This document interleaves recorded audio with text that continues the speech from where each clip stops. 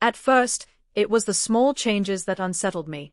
She lingered longer on her phone, smiling at the screen like it held a secret, and started finding excuses to stay late at work. I tried convincing myself it was nothing, but that gnawing feeling wouldn't let go. Eventually, I confronted her. She brushed it off with a laugh and said, "It's just a silly crush. You're exaggerating." Her dismissal hurt more than the so-called crush itself. It wasn't just about another man. It was the ease with which she disregarded my feelings. For days I wrestled with myself, torn between believing I was being paranoid and fearing that I wasn't. But the way her eyes lit up whenever his name appeared, and the way she quickly flipped her phone when I entered, confirmed what I already knew. I wasn't imagining this, she was drifting away, and I was the only one still holding on to our marriage.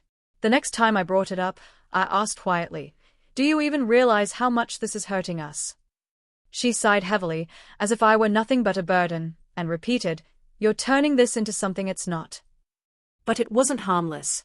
What starts as a passing attraction becomes dangerous when it grows into private texts, hidden laughter, and thoughts consumed by someone else.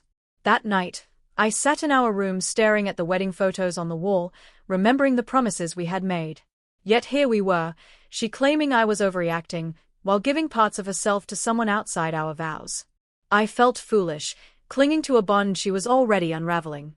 The next morning, I stopped arguing. Instead, I started quietly collecting evidence, late-night texts, hidden photos, messages she thought I'd never see. It wasn't spite that drove me, but a need for clarity. Was I losing my grip on reality, or was she gaslighting me? The truth was undeniable. Her feelings for him ran deeper than a passing crush. She was invested. When I finally showed her the proof, her face went pale. She stuttered excuses, insisting it wasn't serious, but her explanations were weak and my patience was gone. I told her, "You don't get to decide what does or doesn't break my heart. You can't belittle my pain and expect me to stay silent." She cried then, but by that point my love had begun shifting into something else, self-respect. Not long after, her family called, asking why she had shown up at their house in tears. I told them exactly what had happened. At first, they defended her. But once I shared the screenshots, their tone changed. They admitted she was wrong, but begged me to give her another chance. I listened, but my decision was already solidifying. Weeks went by with her apologies, her promises to end it, her desperate attempts to repair the damage. But every time I read her messages, I remembered her earlier words, "It's just a silly crush." That phrase had cut the deepest, and the wound lingered. So I turned my focus inward, on my career, on my peace of mind. For the first time in years, I felt light again.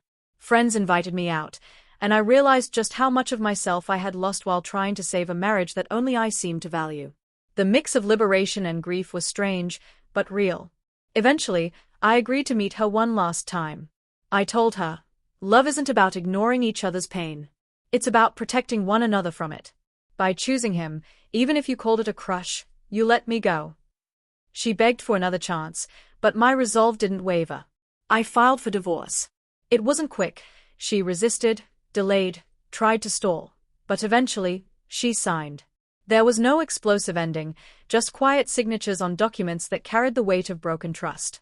Months later, I heard through friends that the man she had called her harmless crush had already moved on, leaving her to sit with the reality of what she had lost. She traded a loyal partner for a fleeting thrill. As for me, that chapter closed with dignity. I walked away with my self-respect intact. And now, when her words replay in my mind, they don't sting. They remind me of the moment I was freed. The day she belittled my pain, she unknowingly gave me permission to protect my own heart.